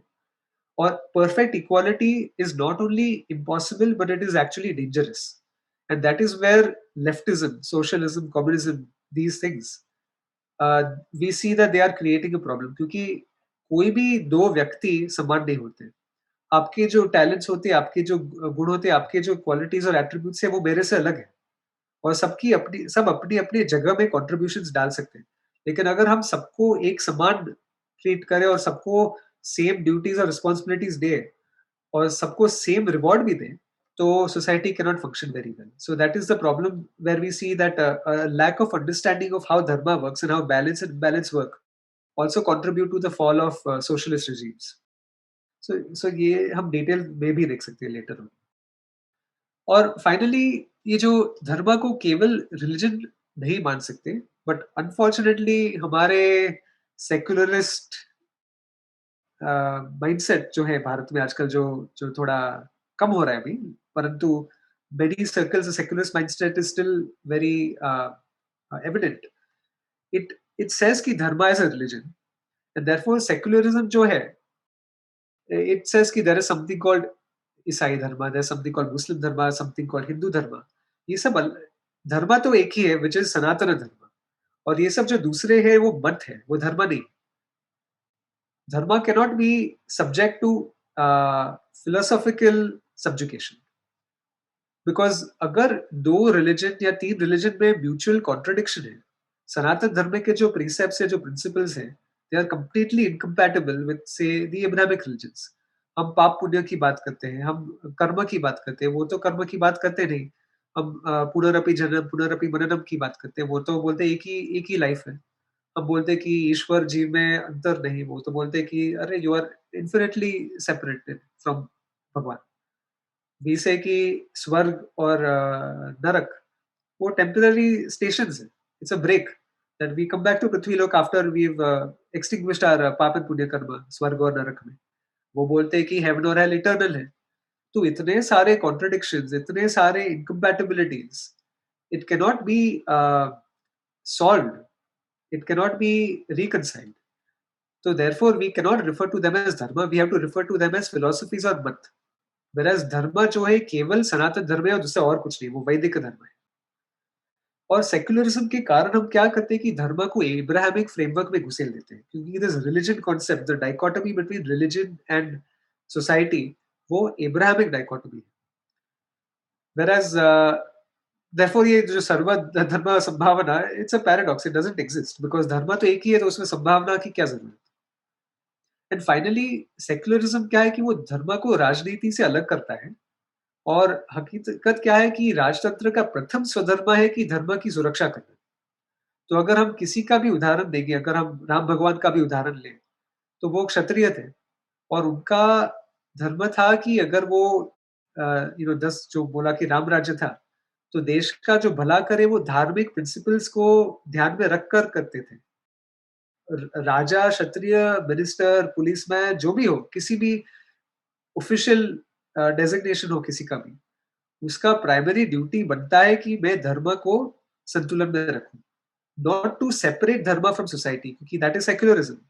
Therefore, I would actually say कि secularism is adharmic. It goes against the principles of dharma. And lastly, we see okay, ये अहिंसा परमो धर्म पे बहुत सारा कंट्रोवर्सी है। तो उसके दो विपरीत मत होते हैं। एक वो आक्रामक लोग बोलते हैं कि हाँ, ये वाक्य तो पूरा ही गलत है। अहिंसा परमो धर्म इज ऑल नॉनसेंस, बकवास है पूरा। और दूसरे वो गांधीवाद वाले बोलते हैं कि नहीं नहीं, ये तो ठीक है, अहिंसा परमो धर्म ही है, परंतु अहिंसा का वो गलत अर्थ निकालते हैं। तो अहिंसा को बराबर कॉन्टेक्स्ट में हम हमको समझना चाहिए। जैसे देखें कि अ, जो मैथमेटिकली इंक्लाइंड व्यूअर्स होंगे, आप जानोगे कि there is something called global maxima and global minima. तो चलो मैं एक उदाहरण देता हूँ। सपोज़ मैं एक चाकू लाऊँ और मैं किसी के पेट में चाकू डाल दूँ, तो आप मानोगे कि ये धर्म है कि अधर्म है? क्या बोलोगे आप? आप बोलोगे कि अरे ये तो बड़ा भ्रष्ट आदमी है, किसी की मृत्यु भी कर देगा, ऐसे कैसा, उससे दूर रहो। लेकिन अगर मैं फिर कहूँ कि मैंने जो चाकू डाला वो सर्जिकल नाइफ था और मैं आपके पेट से ट्यूमर निकाल रहा हूँ, तो आपकी पूरी दृष्टि बदल जाएगी। सो देयरफॉर धर्म एंड अधर्म आर नॉट डिपेंडेंट केवल एक्शन पर आल्सो अपॉन द कॉन्टेक्स्ट। तो अहिंसा जो है उसको कॉन्टेक्स्चुअली समझना चाहिए। अब ये जो गांधीवाद लोग होते हैं, वो बोलते हैं कि अरे भाई if he slaps you in your right cheek, turn turn your left cheek. मैं बोलूँगा कि if he slaps your right cheek, you punch him in the face. Why should you take the second slap? Because ultimately you have to हमको अपनी आपकी सुरक्षा भी करनी चाहिए। कल जो हिंदू सोसाइटी जो वार के नीचे आए, जो जो इस्लामिक इन्वेजन था, जो ब्रिटिश कॉलोनाइज़ेशन था, तो अगर हम थोड़ा क्षत्रिय धर्म हमारे जीवन में लाते तो ये प्रॉब्लम्स नहीं आते। So ahimsa is actually to be understood as minimizing harm, परंतु टेम्परेरी मिनिमाइज़ करने के लिए थोड़ा हिंसा भी करना पड़ेगा, जो भी अहिंसा के पर्व्यू के नीचे आ जाता है। दिस इज़ व्हाई आई से order with in chaos and chaos within order, it's all a circle. So therefore, ahimsa, you have to maximize your contribution. You have to maximize um, the benefit, and you have to minimize the harm. Even if locally you have to maximize the benefit, sorry, the harm and minimize the benefit. जैसे कुरुक्षेत्र जो युद्ध था, उसमें बहुत खून खराबा हुआ, परंतु it was for the greater good. So that is what ahimsa is.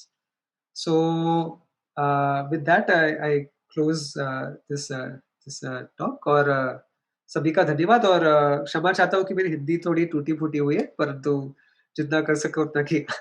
ओम पूर्णमदः पूर्णमिदं पूर्णात् पूर्णमुदच्यते पूर्णस्य पूर्णमादाय पूर्णमेवावशिष्यते। ओम शांति, शांति, शांति। अभी अगर ऑडियंस को कोई भी क्वेश्चंस। बहुत ही रुचिकर व्याख्यान था। हमारे श्रोताओं को बहुत लाभ हुआ होगा। धर्म के बारे में काफ़ी चीज़ें जो आपने बताई अ, वो बहुत ही अच्छी थी। सही कहूँ तो मुझे आपकी सुकर्म और कुकर्म की जो आपने बताई ना कि प्रकृति के अनुरूप है तो वो एक सही कर्म है, और जो अगर प्रकृति के विरुद्ध जा रहा है, कितने सरल शब्दों में आपने उस चीज़ को समझाया, वो वाक़ई में बहुत अच्छा लगा।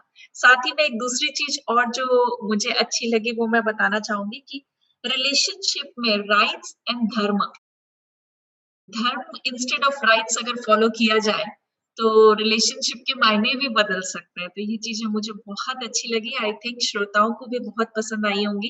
मेरा प्रश्न स्वधर्म को लेके था कि स्वधर्म का जो व्याख्यान आपने बताया, ठीक है, वो अच्छा लगा, बट उसपे अगर मैं सीता और राम की कहानी को आफ्टर लंका के बाद जो इंसिडेंट्स है, सीता का वह फिर से गुरुकुल जाना, वाल्मीकि के साथ जाना, तो उसको आप स्वधर्म के टर्म में कैसे समझाएँगे कि राम का स्वधर्म वहाँ कैसे काम कर रहा था? तो ये धन्यवाद। ये क्वेश्चन एक्चुअली बहुत महत्वपूर्ण है और इसमें 2 चीज़ मैं बताना चाहता हूँ। एक तो थी कि जो रामायण में युद्ध कांड है, वाल्मीकि जी ने जो रामायण लिखी, वो युद्ध कांड के बाद समाप्त हो जाती है। और ये जो इंसिडेंट है जहाँ सीता माँ फिर गुरुकुल चली जाती है और ऑल ऑफ दोज़ इवेंट्स फिर वो पृथ्वी में भी समेट लेती है पृथ्वी माँ। तो वो एक्चुअली उत्तरकांड में है, जो बाद में एडेंडम ऐड किया गया ओरिजिनल रामायण टेक्स्ट को। तो just one technical point is कि अगर हम अथॉरिटेटिव रामायण देखें, तो इट एक्चुअली एंड्स विद युद्ध कांडा, जहाँ राम भगवान वापस लंका से अयोध्या आते हैं और पूरे देशवासी उनको स्वागत करते हैं और राम राज्य चालू हो जाता है। हाँ, तो that is one point. The controversy जो बहुत सारे लोग रेज़ करते हैं, वो अग्नि परीक्षा का है। तो उस पर अगर मैं, ये रिलेटेड कंट्रोवर्सी है क्योंकि दोनों केसेस में ऐसा पर्सीव होता है कि सीता माँ पर कुछ अत्याचार हुआ। तो I would address the Agni Pariksha. And then maybe I can come back to this second question also. तो ये कॉन्टेक्स्ट में क्या है कि राम भगवान का स्वधर्म था पहले, प्रथम स्वधर्म था कि राजधर्म, और उसके बाद पति धर्म। क्योंकि इन द राजधर्म there were two things that would happen. एक है कि अगर हम अग्नि परीक्षा का कॉन्टेक्स्ट देखें, because that is where the quote and quote the problem started, और वो पहला स्लाइट हुआ सीता माँ का, और उसके बाद वो इंसिडेंट्स बिल्ड हुए, और उसके बाद वो निराश होके इट इज सेड कि वो चली गई। तो अग्नि परीक्षा में क्या है कि ये देशवासी जो होते हैं, हमारे करंट वाले भी बहुत सारे चीज स्पेकुलेट करते हैं। अभी मोदी जी की बात ही करें, तो दे सेड कि अरे देखो, वही तो लेफ्ट हिज वाइफ, इतनी छोटी उम्र में वो राजनीति में चला गया, उसने कुछ ध्यान नहीं दिया, ये नहीं किया।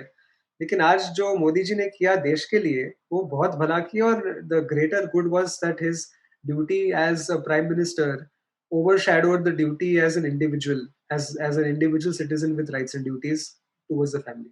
क्योंकि हम शास्त्र में एक ऐसा भी कोट है कि sacrifice the individual for the family for the community for the society for the nation, and the nation for the atma. But atma is not the individual, but वो तो अलग ही चीज है, because that gets into the topic अध्यात्म.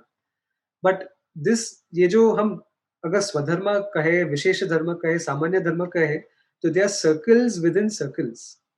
और कौन सा responsibility सबसे महत्वपूर्ण होता है, that it starts with nation, this that that that. देखो, अगर हम कोई सैनिक की बात करें, तो वो अपने जीवन को भी त्याग कर सकता है, अपने फैमिली वेलफेयर को, अपनी पत्नी बच्चे जो भी हो, देश के हित के लिए, देश को प्रोटेक्ट करने के लिए।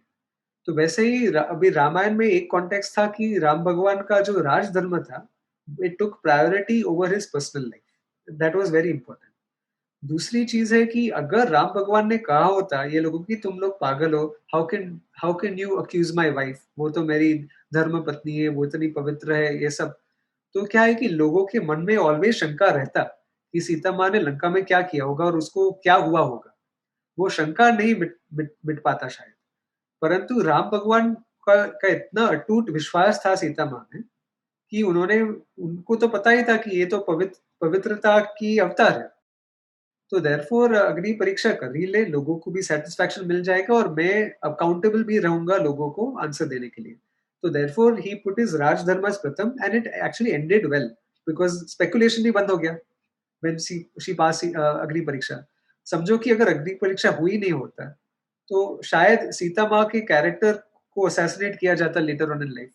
सो in some sense it was also protecting his wife, because he knew that she is pure, and in some sense it is also placating the public, because he had a responsibility to be answerable to them.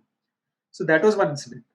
As far as ये जो उत्तरकांड का जो incident था, yes, it seems a little extreme, I agree, but again, because it is not part of Valmiki Ramayana, we would be commenting on something that is not part of the original text. मेरा एक प्रश्न है और एक टिप्पणी भी है। तो प्रश्न ये है कि आपने आगामी संचित और प्रारब्ध कर्म के बारे में बताया, लेकिन व्यवहार के तौर पे ऐसा होता है कि किसी पर कुछ बीतती है, किसी को कोई पीड़ा होती है, वो चाहे मनुष्य हो, चाहे वो कोई और प्राणी हो, हमें पता नहीं चलता कि ये कारण क्या है। अगर हमें पता होता कि इस कारण से हम ये भुगत रहे हैं, तो बहुत शांति मिलती। लेकिन हम ये कहते हैं कि हमें पता नहीं पिछले जन्म में हमने क्या किया था, है ना? तो अद्वैत इसके लिए क्या सॉल्यूशन निकालता है, वो मैं पूछना चाहता हूँ। और टिप्पणी ये है कि आपने समता की बात की, और आपने कहा था कि अगर समता, सब कुछ एक समान हो जाए तो ब्रह्मांड नहीं चलेगा। लेकिन जहां तक मेरी समझ जाती है, मैं यही सोचता हूं कि हम जब एक समाज के तौर पे समता की बात करते हैं, तो हम कहते हैं कि सबको समान अवसर मिलने चाहिए, है ना? अपने मतलब अपने ही कौशल को बढ़ाने के लिए सबको समान अवसर मिलने चाहिए, लेकिन उस अवसरों का जो हम प्रयोग करते हैं, उसके परिणाम अलग-अलग होंगे। यही है, और इसमें अद्वैत की कोई भूमिका नहीं है, जहां तक मैं समझ रहा हूँ। धन्यवाद। धन्यवाद। अब मैं आपके सेकंड स्टेटमेंट से चालू करूंगा, क्योंकि वो मेरे को बहुत बहुत बहुत इंपॉर्टेंट पॉइंट है आपने रेज किया।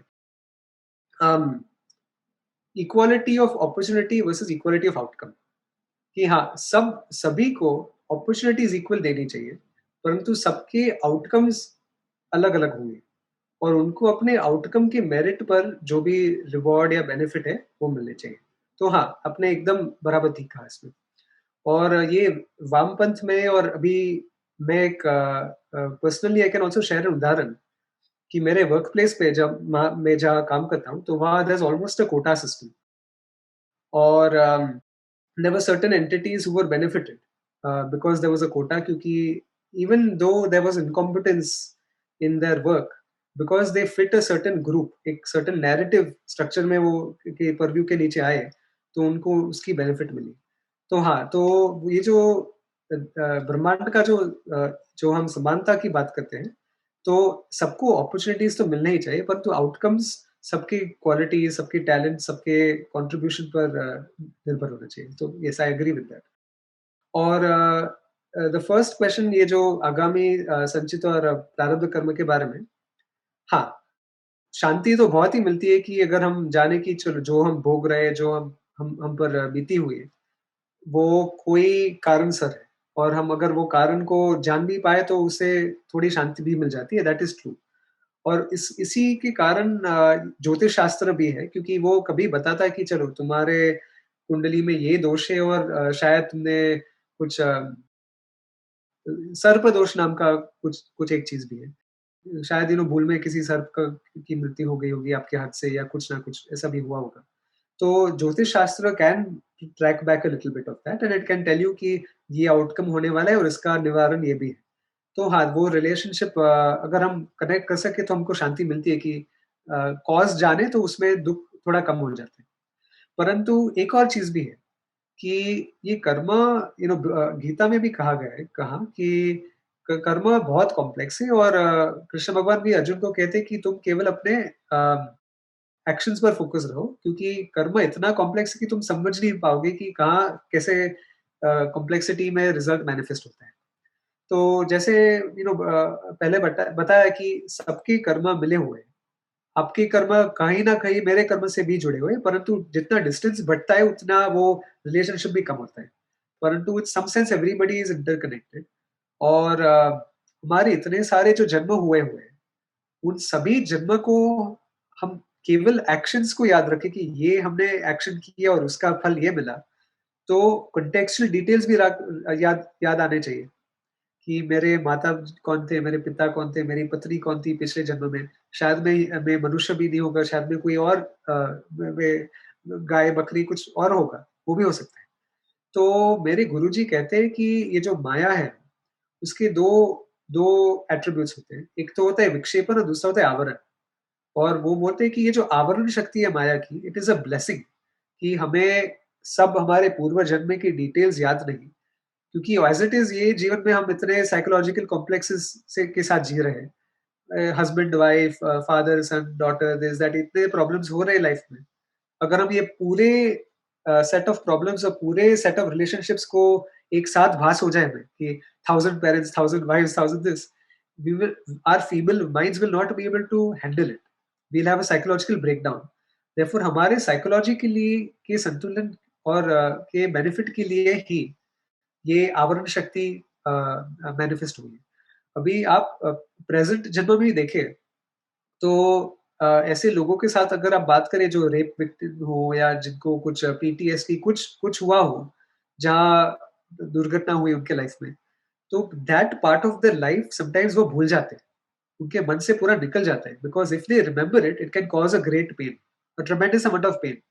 अभी मैं आपको एक उदाहरण देता हूँ जो मेरे किसी एक गुरुजी ने बताया उनके कोई और शिष्य के बारे में, एनोनिमसली।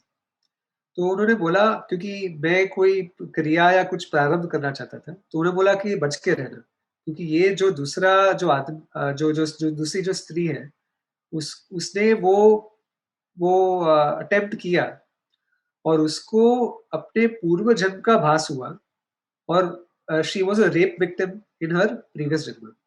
और not only did she remember it as a memory, but she relived that experience as if वो वर्तमान में हो रहा है। So that actually gave her huge emotional scarring and she had to get counseled to fix that problem. So in some ways it is good कि हमें पूर्व जन्म का सब डिटेल्स याद नहीं और हमारे सब प्रीवियस एक्शंस याद नहीं, क्योंकि हम सबने कुछ ना कुछ खून-खराबा तो कुछ किया होगा। And to live with that knowledge is sometimes a very dangerous thing. So it's a blessing and also a कर्स।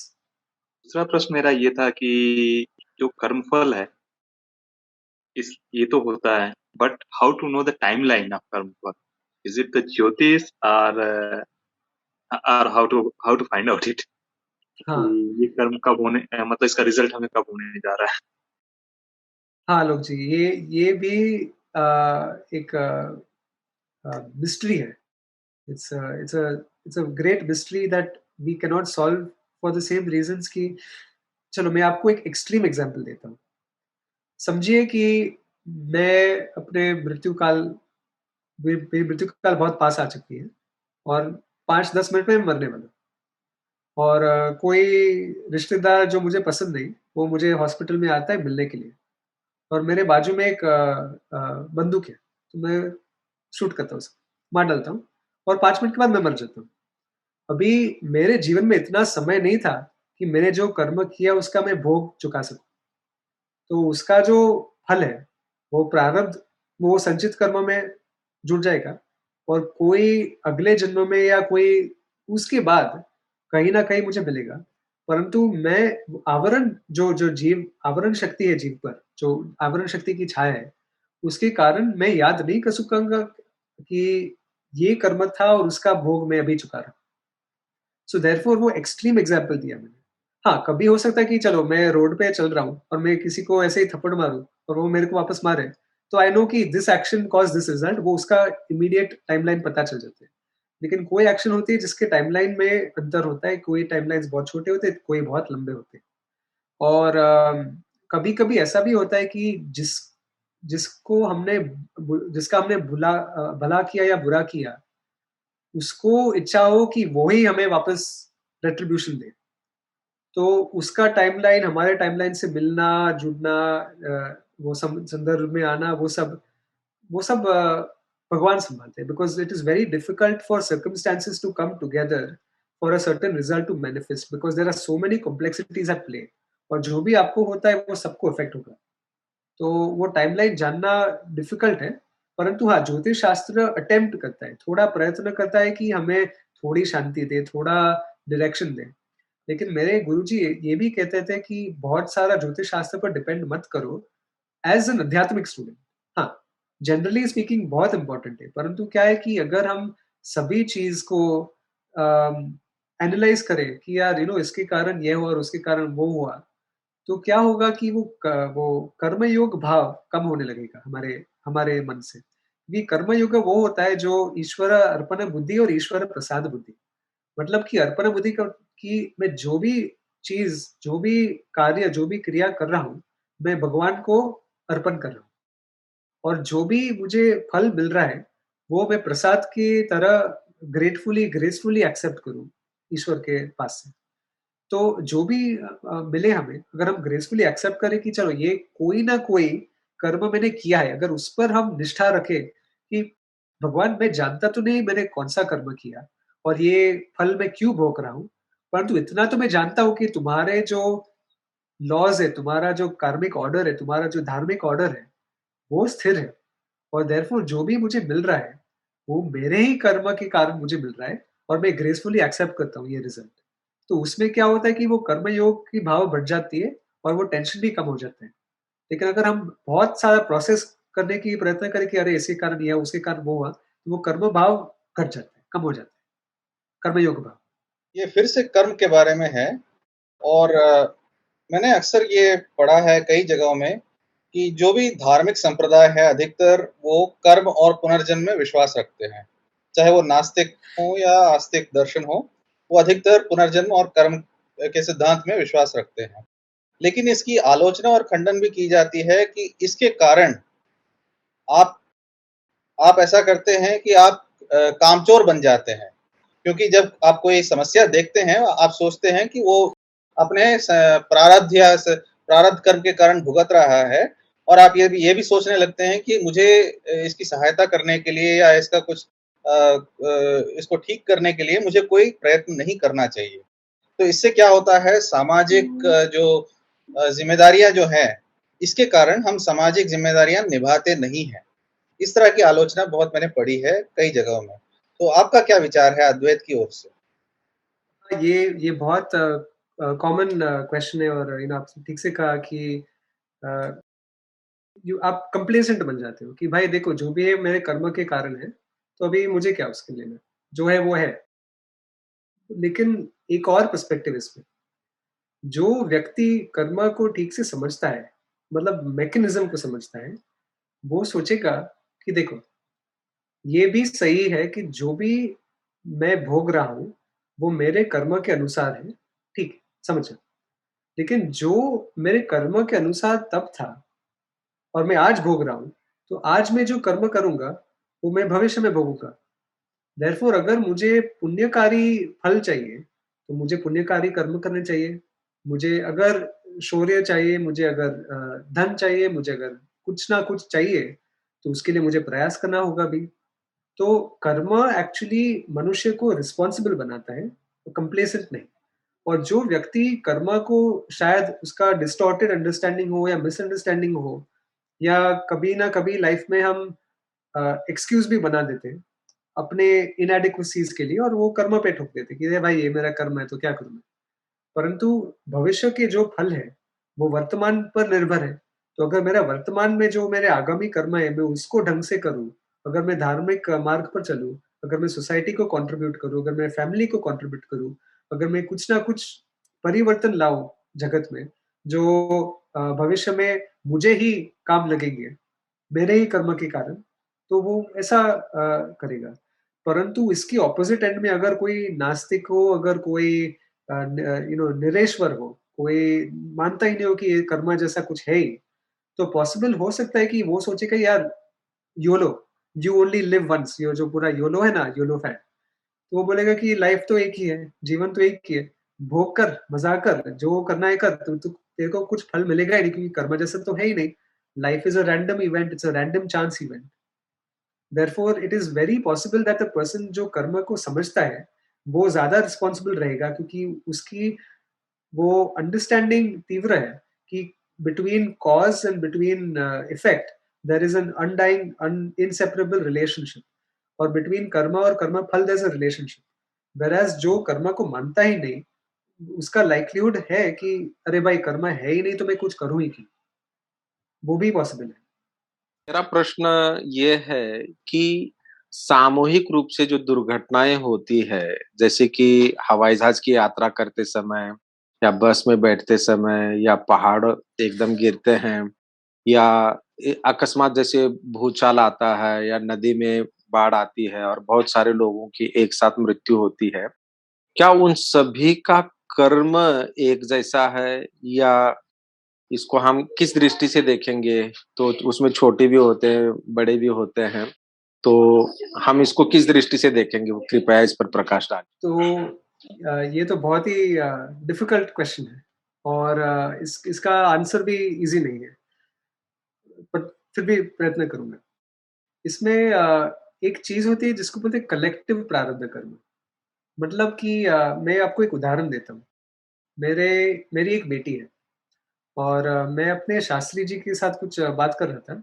बोल रहे थे कि अरे बहुत सारे बच्चे पैदा करो, अच्छा होगा तुम्हारे लिए, दिस दैट। ऐसे देखना पड़ेगा फाइनेंशियल सिचुएशन, अपने जॉब के बारे में, दिस दैट, कहाँ सेटल हो रहा हूँ। अभी मैं यूएस में हूँ, इंडिया भी जाना है तो देखना पड़ेगा। तो बोला कि अरे तू तू पागल है। मैंने बोला क्यों? तो वो बोले कि देखो, तुमको लग रहा है कि तुम्हारे एक्शंस के कारण तुम्हारी कोई भी फ्यूचर में ज़्यादा संतान आएँगे तो उस पर कुछ असर पड़ेगा। तो मैंने बोला हाँ, वो तो स्वाभाविक है ना। तो बोला एक और चीज़ भी है, जो तुम्हारे कुल में जन्म लेगा और लेगी, वो अपने कर्म के साथ भी आ रहे हैं। और अगर उसके कर्म में है कि मुझे इतना धन, शायद एक्सपीरियंस अनुभव होगा इतने धन का ये जन्म में, तो तुम्हारी फॉर्च्यून बदल जाएगी। तो दैट मीन्स कि the Karma of your children जो उनको भोगना है, उसका असर तुम पर पड़ेगा। तो तुमको इतनी चिंता लेनी नहीं चाहिए। सब अपने कर्म के साथ ही आते हैं। दैट मीन्स कि किसी का भी कर्म अलग नहीं होता एक दूसरे के, सब कनेक्टेड है। तो अभी आपने बोला कि चलो कल कोई रोड पे बस का एक्सीडेंट हो गया और बहुत सारे यात्रियों एक साथ मर गए। तो एक उसका, क्योंकि एक चीज़ मैं बताना चाहता हूँ कि जो कर्म है, हमने मॉडल बनाया है। हम हमारे लिमिटेड अंडरस्टैंडिंग के द्वारा कि आगामी कर्म, प्रारब्ध कर्म, संचित कर्म। परंतु शास्त्र जो भी हमको देता है, जो भी मिथ्या वस्तु है, कर्म भी मिथ्या है, सत्यम नहीं है। और जो भी मिथ्या है वो मॉडल, उसका एक मॉडल होता है। और कोई मॉडल्स बहुत एक्यूरेट होते हैं, कोई मॉडल्स एक्यूरेट बना भी सकते हैं। तो मैं थोड़ा साइड ट्रैक जाके आपको एक उदाहरण देता हूँ। जैसे हम ये पंचभूत की बात कर रहे हैं, आकाश, वायु, अग्नि, आपः और पृथ्वी। तो तैत्तिरीय उपनिषद में पंचभूत का वर्णन किया हुआ है।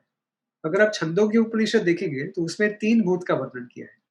तो अभी कोई बोलेगा कि अरे भाई, ये तो 5 बोलता है, ये 3 भूत बोलता है, तो ये उपनिषद में कोई कॉन्ट्रडिक्शन हो गया। परंतु वो अलग मॉडल है। फिर एक मॉडल होता है 3 गुण का मॉडल, दूसरा होता है 7 द्रव्य का मॉडल, ये मॉडल, वो मॉडल, पंचभूत का मॉडल, द पंचकोश मॉडल। ये सब जो भी हमारे मॉडल्स है शास्त्र में, वो सब केवल ऐसा बताना चाहते हैं कि जगत जो है, उसके पीछे कोई ऑर्डर है, उसके पीछे कोई लॉज है, सम नॉलेज इज देयर जो उसके पीछे मैनिफेस्ट हो रहा है। और वो नॉलेज के कारण ही हम जगत को समझ भी पाते हैं। तो वैसे ही अगर हम संचित कर्म, प्रारब्ध कर्म से बोले तो वो एक मॉडल है। परंतु वो मॉडल परफेक्ट नहीं हो सकता, क्योंकि कोई भी मॉडल नहीं जगत में जो परफेक्ट है। केवल सच्चिदानंद ब्रह्मा परफेक्ट है और दूसरा सब है वो मिथ्या है, और उसके नाम रूप और मॉडल्स और सब हमारे अंडरस्टैंडिंग दृष्टि से चेंज हो सकते हैं। So one model that we have, जो आपने बताया, उसके लिए मॉडल बोलते हैं कलेक्टिव प्रारब्ध कर्म, कि पूरे प्रारब्ध कर्म का संगठन। तो ऐसा हो सकता है कि सबके कर्म ऐसे समय पर खिले फूले जो उनको सेम अनुभव हो सकता है, कि चलो बस एक्सीडेंट या कुछ। परंतु ऐसा भी हो सकता है, एक और चीज है कि समझो कि मैं रास्ते पे चल रहा हूँ, हम इंडिविजुअल की बात पहले करते हैं फिर कलेक्टिव की बात करते हैं तो इजी होगा। मैं रास्ते पे चल रहा हूँ और बिजली आई और मैं मर गया। तो ऐसा नहीं कि किसी ने मेरे को मार डाला, तो वो हम बोल सकते हैं कि ये तो इसका प्रारब्ध कर्म ही होगा कि वो ये समय को बाहर गया, उसको वृत्ति आई कि चल मैं बाहर वॉक के लिए जाऊं, और वही समय उसकी मृत्यु हुई, वो बिजली के कारण। दूसरा उदाहरण हो सकता है कि मैं बाहर जाऊं और कोई जानबूझ के मेरा खून कर डाले, उसको पैसे चाहिए, उसको कुछ चोरी करना है। तो ये इसमें मेरा प्रारब्ध का रोल, जो परसेंटेज है, जो अगर हम प्रोबेबिलिस्टिकली हम डिवाइड करें, तो द परसेंटेज ऑफ माय प्रारब्ध एक्चुअली रिड्यूसेस यहाँ, और द परसेंटेज ऑफ हिज आगामी गोज अप। क्योंकि हो सकता है कि मेरे मृत्यु काल 75, 78, 8 इयर्स का हो सकता है, परंतु मेरा इतना जल्दी मृत्यु हो गया, तो उसने मेरे प्रारब्ध कर्म को रप्चर कर डाला, और उसके कारण उसने मेरे कर्म के साथ उसका कर्म बंध गया, और वो उसका फल उसको बाद में चुकाना पड़ेगा। तो कई घटनाएं ऐसी हो सकती हैं जहाँ प्रारब्ध साथ में, सबके प्रारब्ध खिले और सबको अनुभव एक समान अनुभव हो सकता है। और दूसरा कर्म ऐसा भी हो सकता है जहाँ द प्रोपोर्शन ऑफ योर प्रारब्ध is changed based on the actions of somebody else. तो जैसे माने कि आपने बस ड्राइवर की बात की, तो वो बस ड्राइवर पी के भी चला सकता है शायद, तो उसके नेग्लिजेंस के कारण भी मृत्यु हो सकती है। तो उसमें उसकी आगामी कर्म का रोल थोड़ा बड़ा हो गया और उन लोगों के प्रारब्ध का रोल थोड़ा घट गया।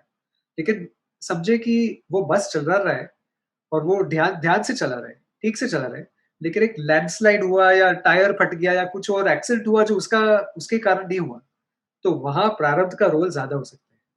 सो ये सब डायनामिक्स और कॉम्प्लेक्सिटीज इतने ज्यादा है कि हम कभी एक एब्सोल्यूट आंसर नहीं दे सकते, हम सिर्फ स्पेकुलेट कर सकते हैं। और हमारे स्पेकुलेशंस के परसेंटेज होंगे, this is X% likely, this is Y% likely. तो ऐसा भी लाइकली है कि सबके प्रारब्ध एक साथ खिले, और ऐसा भी लाइकली है कि उनका प्रारब्ध रप्चर हो गया, लेकिन लेटर ऑन कहीं ना कहीं वो बैलेंस हो जाएगा, क्योंकि वो ईश्वर की सृष्टि है और वहां बैलेंस तो निश्चित ही है, लेकिन वो फ्यूचर में हो सकते हैं। मैं माफी चाहता हूँ, बार-बार प्रश्न उठ रहे हैं मेरे मन में। तो आपने ये शब्द मिथ्या जो कि बताई ना, तो उससे एक प्रश्न उठता है कि आपके अनुसार, आपके दर्शन के अनुसार मिथ्या है क्या? और जो द्वैत सिद्धांत पे विश्वास करते हैं, वो भी माया को तो मानते हैं, लेकिन वो कहते हैं कि ये जो मिथ्यावादी हैं, ये अद्वैत लोगों को मिथ्यावादी कहते हैं और उनको प्रच्छन्न बौद्ध भी कहते हैं, अर्थात बौद्ध जो वेश बदल के आए हैं। तो इसका क्या कारण है? ये मैं समझना चाहता हूँ। तो ये जो मिथ्या शब्द का जो हम उपयोग कर रहे हैं, तो मिथ्या जिसका जो सत्य पे निर्भर हो, वो मिथ्या है। तो जो सत्ता है, वो सत्य है, और मिथ्या है, वो भी सत्य है, परंतु एब्सोल्यूट नहीं है, वो ट्रांज़ैक्शनल है। तो हमारे शास्त्र में orders of reality 3 orders of reality है। एक तो होता है सत्यम, दूसरा होता है मिथ्या, और तीसरा जो कंप्लीटली अनरियल होता है, उसको बोलते हैं तुच्छम। मिथ्या को भी हम 2 प्रकार बाँट सकते हैं। एक होता है व्यावहारिक और दूसरा होता है प्रातिभाषिक। तो व्यावहारिक सत्ता वो होता है जो ईश्वर की सृष्टि है, ईश्वर की रचना है, और प्रातिभाषिक सत्ता वो होता है जो जीव ने रचना की उसकी। जैसे मेरा इमेजिनेशन, मेरी कल्पना और मेरे सपने, रात को जो मैं सपना देखता हूँ वो मेरी सृष्टि है, वो किसी और की सृष्टि नहीं। परंतु मेरी सृष्टि ईश्वर की सृष्टि पर निर्भर है, और ईश्वर की सृष्टि, ईश्वर के स्वरूप जो सच्चिदानंद है उस पर निर्भर है। तो देयरफॉर जो द्वैत और अद्वैत में जो अंतर है, वो मेरे अंडरस्टैंडिंग में ऐसा है कि it is a perceptual error, it's a perceptual error, क्योंकि द्वैता अद्वैत में फिट हो सकता है, परंतु अद्वैता द्वैत में फिट नहीं हो सकता, क्योंकि हमारे ऑर्डर्स ऑफ रियलिटी एक एक्स्ट्रा लेवल है, एक extra level of orders of reality है। तो मिथ्या जो भी है जिसका नाम रूप है, मिथ्या तीनों काल में चेंज होता है, मिथ्या किसी और अधिष्ठान पर डिपेंडेंट है, और सत्यम वो है जिसका नाम रूप नहीं होता, क्योंकि उसके वो निर्गुण है, उसके एट्रीब्यूट्स नहीं होते। सत्यम त्रिकाल में बदलता नहीं, और सत्यम किसी और पर निर्भर नहीं, क्योंकि वो अपने आप में स्वप्रकाश अधिष्ठान है। तो दैट इज अ डिस्टिंक्शन। तो अद्वैत में क्या, द्वैत फिलॉसफी में क्या बोलते हैं कि मिथ्या एंड सत्यम में they don't see that same order of reality अंतर that we see in Advaita. और ये मिथ्यावादी sometimes gets used as a pejorative term, but मेरे गुरुजी का एक बहुत फनी और इंटरेस्टिंग एग्जाम्पल था इसमें। तो उन्होंने उदाहरण दिया कि 2 मंत्री थे एक राजा के नीचे, एक था द्वैतिन, दूसरा था अद्वैतिन। तो दोनों आपस में पूरा दिन झगड़ते रहते थे कि इसमें सही कौन है, और they used to throw shade at each other. राजा को ऑलवेज दूसरे के बारे में चढ़ा रहा था ये, और वो दूसरा भी चढ़ा रहा है कि द्वैतन पागल है, वो बोलता है अद्वैतन पागल है। तो ठीक है, लेकिन वो मिनिस्टर्स अच्छे थे तो राजा उनको रखता था। फिर एक बार क्या हुआ कि वो सब जंगल में गए शिकार करने के लिए। तो वो राजा गए, उनकी पूरी आर्मी गई, सैनिक गए सब, और वो मंत्री भी साथ में गए। फिर क्या हुआ कि वो अद्वैत मंत्री जो था, उसने दूर से एक हाथी को देखा कि वो फुल स्पीड भाग रहा है कैंप की ओर। तो वो अद्वैतन बोला, भागो भागो, हाथी आ रहा है, मार डालेगा हमको। तो अद्वैतन भाग गया, और दूसरे सब उसके पीछे भी भाग गए, और वो सब सेफली किंगडम वापस पहुंच गए। फिर क्या हुआ कि अद्वैतन ने उन लोगों की जान तो बचाई, परंतु द्वैतन ने ये मौका लिया कि चल अभी अद्वैतन को पकड़ते हैं। तो द्वैतन गया राजा के सामने, बोला देखो, ये अद्वैतन है ना, पूरे दिन बोलते रहता है कि सब कुछ मिथ्या है जगत में, परंतु वो हाथी को देख के सबसे पहले वो भागा, मिथ्या है तो भी वो भागा सबसे पहले। तो राजा ने द्वैतन को बोला कि इधर आओ। तो बोला हाँ जी। तो बोला कि देखो, वो द्वैतन जो बोल रहा है वो तो ठीक है, तुम मिथ्या हाथी को देख के भाग गए। तो अद्वैतन ने बोला हाँ, आपने जो कहा एकदम सही है, मैं मिथ्या हाथी को देख के भाग गया, परंतु मैंने कहा कि मेरा भागना सत्यम था, भागना भी मिथ्या ही था ना। तो मिथ्या सृष्टि के लिए मिथ्या सॉल्यूशंस इस्तेमाल करें, और सत्यम जो है उसको सिर्फ केवल ज्ञान रूप से समझना चाहिए। तो बहुत सारे जो लोग होते हैं, आपने ऐसे जैसे सही कहा कि बोलते हैं कि चलो सब कुछ मिथ्या है तो क्या करें, उन लोगों को अद्वैत का बराबर से परिचय नहीं होता। वो अद्वैत को अपनी लेजीनेस और अपना कंप्लेसेंस को एक्सक्यूज बना के अद्वैत का नाम लेते हैं। परंतु शरीर भी मिथ्या है, ये संगम टॉक्स भी मिथ्या है, आप सब मिथ्या है जैसे व्यक्ति के दृष्टि से। परंतु हमको ट्रांज़ैक्शन तो करना ही होगा और मिथ्या ट्रांज़ैक्शन के साथ ही उसके द्वारा ही हम अद्वैत की ओर जा सकते हैं। तो that is the understanding of Advaita.